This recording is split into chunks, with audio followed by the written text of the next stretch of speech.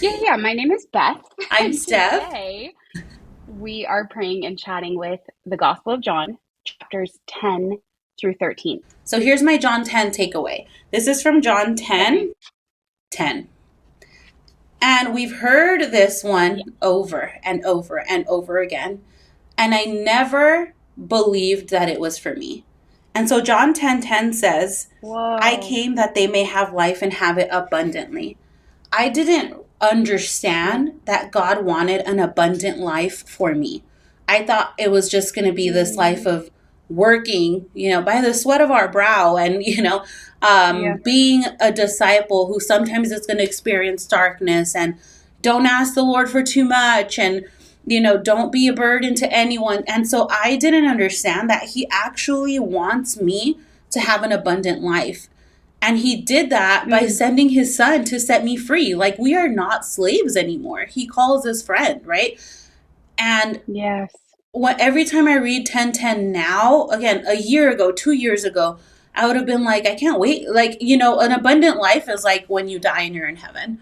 And he's like, Mm, I want you to have, I came, not I'm going to go wait for you so you can go have an abundant life. yeah. I came Yeah. so that you can have life and have it abundantly. And so to me, that's a promise and like a reshifting of my mind that like an abundant life is for me now in this present life and that God has Wow. it for me just as much as he has it for anyone else. And so 10:10 for me has just been a promise that he's been helping me receive, a gift he's been helping me receive recently. Now, am I experiencing abundance?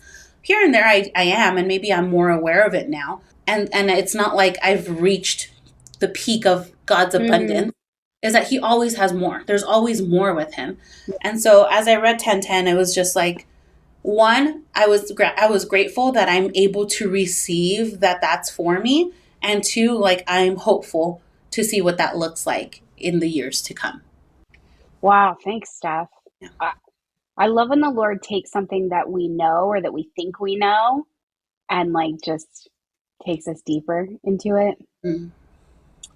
As much as I like really want to go off on John 10:10, I just know that we have four like Bangers. banger chapters to get Yeah. through. So I'm just going to give you mine, Mhm. which honestly was kind of a surprise for me because I have so many favorite verses and Yeah. images. Yeah. But for me, my takeaway, which I don't feel like I've ever really seen before, was John 10:5. A stranger they will not follow, but they will flee from him, for they do not know the voice of strangers. And I think that was my takeaway because I was like, oh, we're supposed to flee from the voice of a stranger, not just believe the voice of the stranger and trust the voice of the stranger and be suspicious of the voice of Mhm. the shepherd.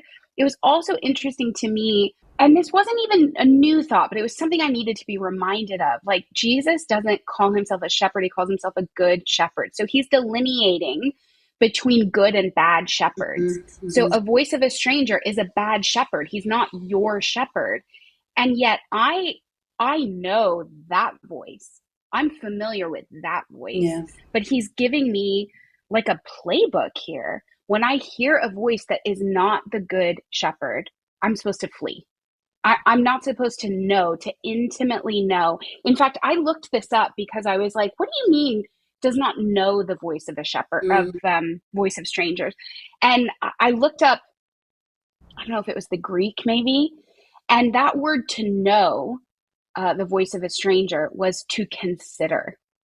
And I was like, oh, I am constantly considering Yeah. every angle, every thought that just drops in my head. I'm like, is that true? Even though it Mhm. contradicts everything the Lord has ever said about who I Mhm. am and who He is, I should probably like put God on trial or my whole prayer life on trial and consider the voice of this Wow. stranger Mm. who has come to kill and steal and destroy. No, thank You know you. what I mean? Yeah. Well, that was big for Stranger me. danger That is was very big biblical, for me. Beth. Stranger danger is biblical. Steph, that's real. That is a real thing. I know we're being kind of silly, but honestly, I'm like, No. there's like that voice is supposed to be a stranger, emphasis on strange. That is not supposed to be the voice that I know, much less that I am obedient to and follow. That's wild because we all kind of have that temptation to go back and just Totally. consider all the things, all the whispers, all the thoughts. And Mm-hmm. like sheep are silly little creatures, like I know. they need to be led, you know? Yes. And so they need to be familiarized with the one that's going to lead them. And Yeah. like that's it. Yeah. Sometimes we just need to remember. Like as I was reading through this, I was like, "Oh man, like I just Mm. kept hearing Jesus tell me over and over again like, you know my voice.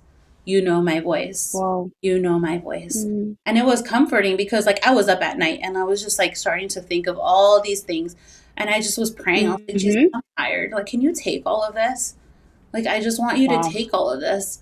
And I ended up falling asleep. And I feel like this morning, as I'm thinking about it, I'm like, oh, he was answering me. He was just saying, you know my voice. You know my voice. We were Wow. praying with staff, as a staff right now. And Jenny led us in this song about laying your head on his shoulder and like not feeling like we're a burden to him. And I feel like that at times where I'm like, I know your voice, but I don't want to come to you because I've already come with a lot. Mm. And all he Wow. wants is just to be a little sheep and follow him, which will be one of my Yeah. takeaways later when we get into 13. But like, Steph, me too. I was gonna say, Steph, don't jump ahead I here, know. okay? Okay, okay, okay, That go. is some John 13 action. It I want to is. share Ellie's here. John 10:14. I know mine and mine know me. This is super intimate. What a relationship we're called to with Jesus. Love that. Steph, John 11. Are you even prepared for this? No, can you start 11? I think I'm probably, my takeaway would be verse 24, John 11:24. Martha said to him, I know that he will rise again in the resurrection on the last day. I'm just dying because it's me. You know what I mean? Jesus is telling me something very plainly. Your brother will rise again. I know he'll rise on the last day. Like, Oh, just like totally in the natural, totally buffering myself against disappointment, thinking I know what's coming and it's not good, but I'm supposed to like pull up my bootstraps and be grateful that he's going to rise again on the last day. Like, it's me. You know what I mean? mm-hmm.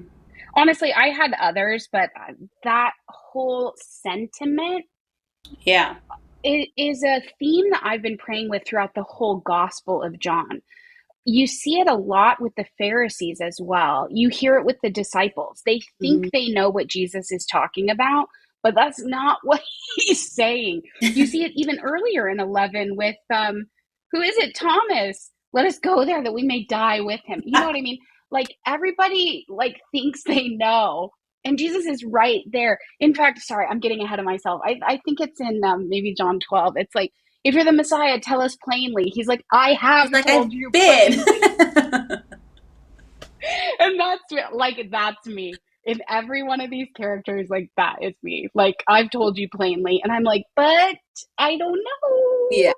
Yeah. You mean that on the last day? Kind of like your John 10:10, like the abundant, yes, Lord, the abundant life in heaven. And Yeah. he's like, no, the abundant life now. He's just so patient. Like, he Yeah, just loves yeah, us so much that he's like, I'll totally. spell it out for you. Yeah. Okay, mine's gonna kind of What about you? I was in 25. Okay, okay. No. I was in 25.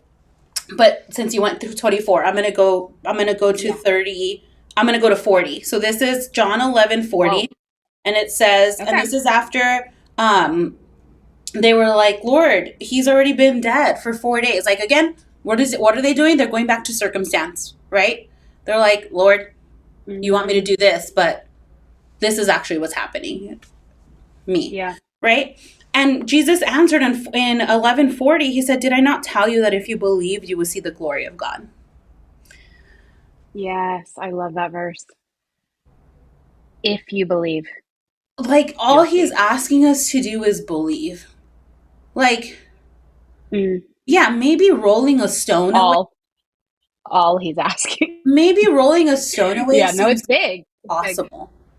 And he's like, okay, then I'm just telling you to Mm. believe so that I can show you my glory. You're gonna see. Mm. And he doesn't say like so that you could see. He says you would see the glory of God. Like he's giving us a glimpse into God's glory, and all we have to do is believe. And it's so me again. It's like, Jesus, if you would have just answered my prayer when I started praying for this thing a month ago, Jesus, if you would have just taken up like my fasting or my rosary for this intention, like, Jesus, you could have done this. You could. And I've had this very real conversation with the Lord about the death of a loved one. Like, Jesus, you could have, you know? Yes. And he's just like, just believe. I'm telling you that I am the resurrection and the life. I'm telling you that you're going to have life if you believe in me. All you need to do is believe, and you will see the glory of God. And for me, I think I have an idea in my mind what that glory looks like. And he wants to show me something that's way bigger than what I can even imagine. He's like, no. Like, if you believe, you're going to see the glory of God. And it might not be the way you want to see it. It might not be the way you planned it out in your head. But all you have to do is believe. And they do, right? They end up rolling the stone away. And like, I get it. If I was in that crowd, I'd be like, what? Like, what is happening? This is a little too much to kind of just soak in. But they did. They ended up rolling the stone away. And sure enough, right? Jesus' friend, the one he wept for, walked out. Yes.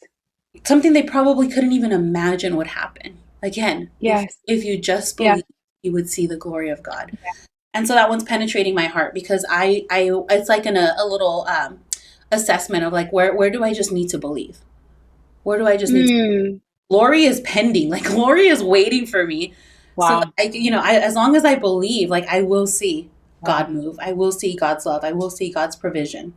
I will see that abundance now. Thanks for watching our clip from the weekly visit. To watch the full conversation, head over to the member community linked down below. We love visiting with you, so we'll see you there.